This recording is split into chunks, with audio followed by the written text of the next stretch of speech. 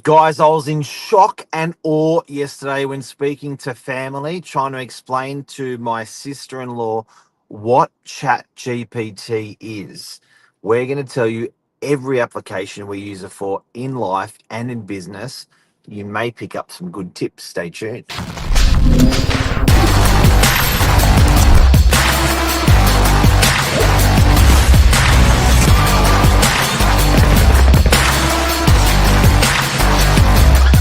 I'm the ringleader, so listen up.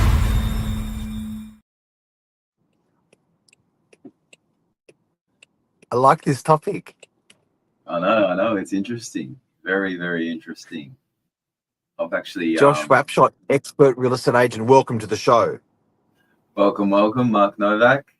We love this. So are you? Your big topic for you. You're Mr. AI. You're just missing it printed on your forehead. What happened to me in my childhood? Why do I like sort of these nerd things? Mr. Gadget. But yeah, it's It's um, it's bad. Hey, it's it, bad. it's crazy though. Like I was literally having this conversation. My mum, she's not a big tech, but brother's 21st on Monday, so we all went out for dinner, and my mum flips out a piece of paper. My middle brother's looking to start his own plumbing business, and she's ripped out a piece of paper and she goes, Josh, look at this business plan. I look at her and I go, Chat GPT. And she goes, I cannot believe it. And I've never had the words come out of my mum's mouth, Chat GPT, or any of that AI stuff. But all of a sudden over dinner, she's going, I can do this, I can do this. She's recently got a new role in her job. She's got, I'm using it for this. It's great. It's insane. And seeing it firsthand, like for someone that, didn't think to use any of this stuff, gives it a go and goes, is pretty much using it for everything. It's insane, isn't it? It's nuts. And look, guys, we are a live show. So if you've got any questions or want to let us know what you use it for, type it in. We'll have a chat about it. And the aim of stay online, because the aim is we're going to give you some of the stuff we're using it for. And I can guarantee you there's going to be a nugget over the next 5 minutes of what we use it for that you can use in your application. I feel bad for Google. Oh yeah. You find yourself opening up the Chat GPT than you do Google now. That's for sure. Definitely. That's Definitely. 100%. That's 100%. It's qualified and it's fast. So taking it from the top, for people that don't know, ChatGPT, because there are, believe it or not, guys, there's people out there that don't know. Can't be bothered, not interested, don't subscribe. That's not my dig, whatever.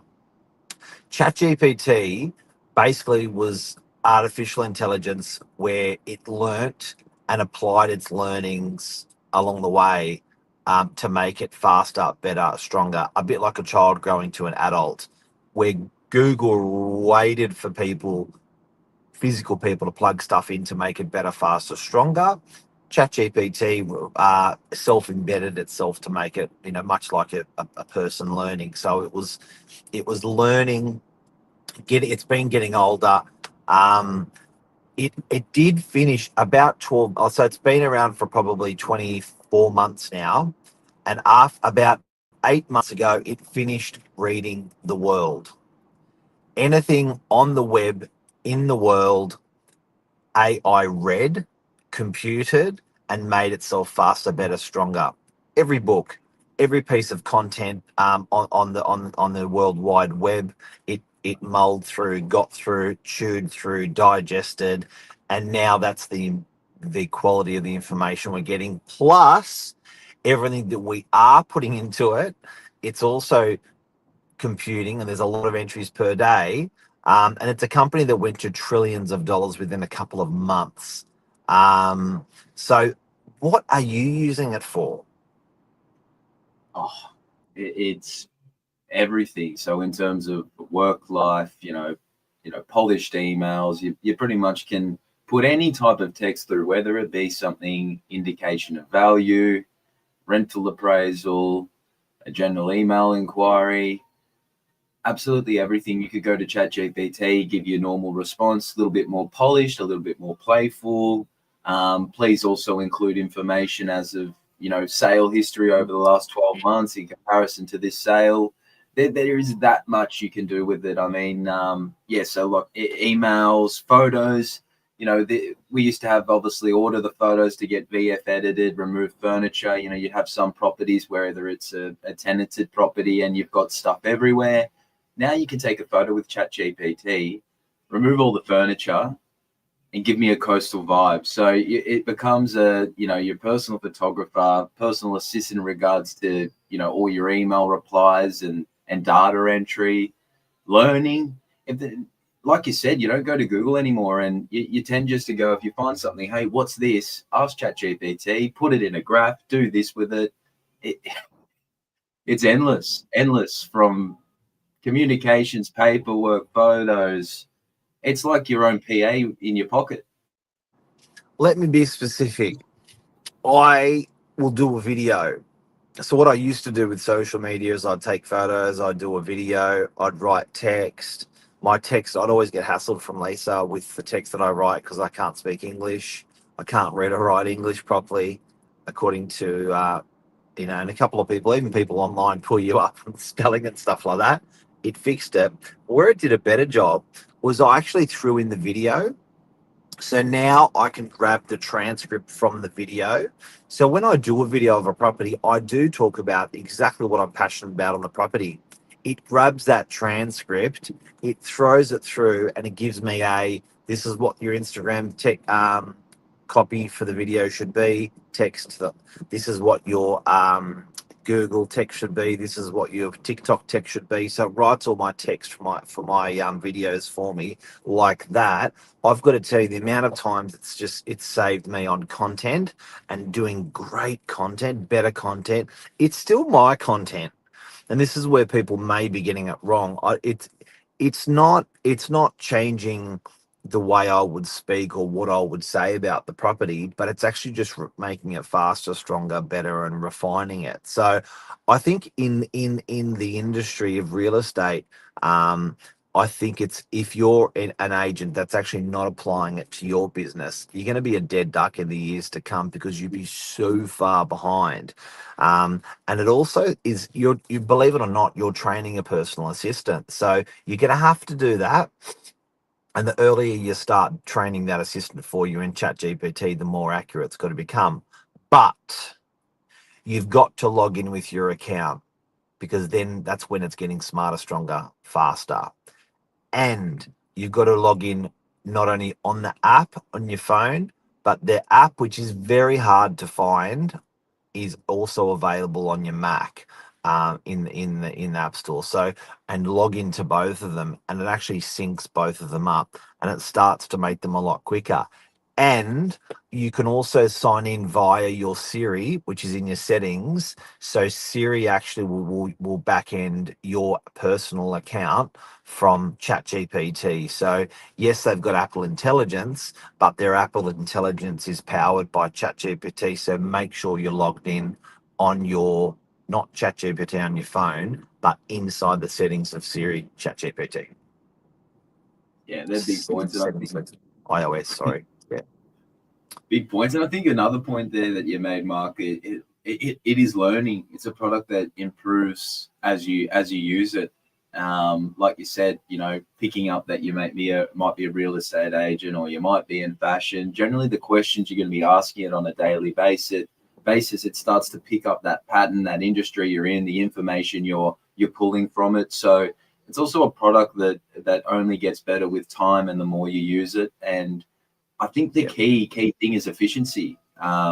With this change with AI coming in, whether what field it may be, I really do think the efficiency is going to be a big player on the side of ChatGPT. Obviously everyone's always worried about the jobs getting, AI taking over jobs and that sort of a thing. But, it's like the internet, isn't it? When like computers, like robots, like internet, people just get smarter providing they embrace it. I use it for running meetings. So when I'm having client face-to-face meetings, I will ask them if I can take notes, digital notes. I'd say all of them say yes. I've never had someone say no. It records the meeting. It then transcripts the meeting into words, and then and then it'll give me meeting notes that I send to the client. So thanks for sitting down with me. These are the things that we spoke about. These are the things we need to think about. These are the things we need to action, and it does next steps. And it does a thing called mind maps. So it maps the thought pattern in the meeting. I don't know if you've ever seen a mind map. It's for the super nerds out there or people that are running a lot of meetings. A mind map is, I'll see if I can show you one. A mind map is absolutely ballistic on what actually happened in the meeting. So, going through your salesperson's quarterly meeting, it transcribed my meeting, then it did a mind map. So the mind map says this is the conclusions, these are the next steps, this is the theory of the meeting. So it actually puts it into like a visual content. PLAUD is a great piece of software to run those meetings. Those meetings can be on your phone conversations, those meetings can be in your Zoom. You can back end and have all the transcripting done from meetings. So it's really, now it's note taking. Now it's running a better meeting for me. Now it's making my clients turn around and say, oh my God, that was a great meeting, or their great work. I forgot about that out of the meeting. And they've got a worksheet that they can sit with and go through what we spoke about. Yeah, because think about it, Mark, say someone is, like you said, is as much on your plate as what you've got. For you to go from a meeting, sit down on a computer or grab a piece of paper and write that out or email that to a client, you're not going to have time for that, are you? You know what I mean? It just unlocks the impossible in a way that it's so easy. Yeah, like so you'll get out of a meeting, say you're the recipient, you're coming out of a meeting and you're going, that was a great meeting. That was a really good meeting. And I know what I have to do now. Aside from your memory bank, and some sparingly writing notes, how do you go back on that? So I think sometimes you want to someone dumps so hard in a meeting or does offers so much information. You're like, oh my God, I wish I recorded that whole thing. Well, it's effectively doing that. Buyer meetings. I was with a footy player yesterday, does it for a full-time job, and sort of young and not sure how to go to the next step of I had bought a property with a young fella and wanting to buy another one, and was like not sure how it all went, if he can afford it. Got to talk to the broker. I had the broker in the room. I had the accountant in the room. I had the real estate agent in the room. I had the mentor in the room. I had the off the plan data in the room. And he laughed because I read out to ChatGPT pretty much the whole scenario and said, likelihood you're going to get the loan, and this is what it's going to cost at the end of the week if you rent it for those figures. And it was all done in like 1 minute. So all I did was I just went into ChatGPT. I'll show you the meeting. Cash flow analysis request, it called it. So by the end of it, I was like, with a 90% lend, your after-tax benefit, and it was $91 a week out of his pocket to continue to own his property and to continue and to buy the new one. Like, that would have taken weeks. Book in with your accountant, book in with your broker, sit down for that meeting, bang. Wow, there it is. Definitely going to change the future, but I think it will be for the good. Okie dokie. That's what we're using ChatGPT for in real estate today. That's it. Thanks for this morning, Mark. Thanks, guys. Have a good day. Thanks, guys. Cheers. Bye.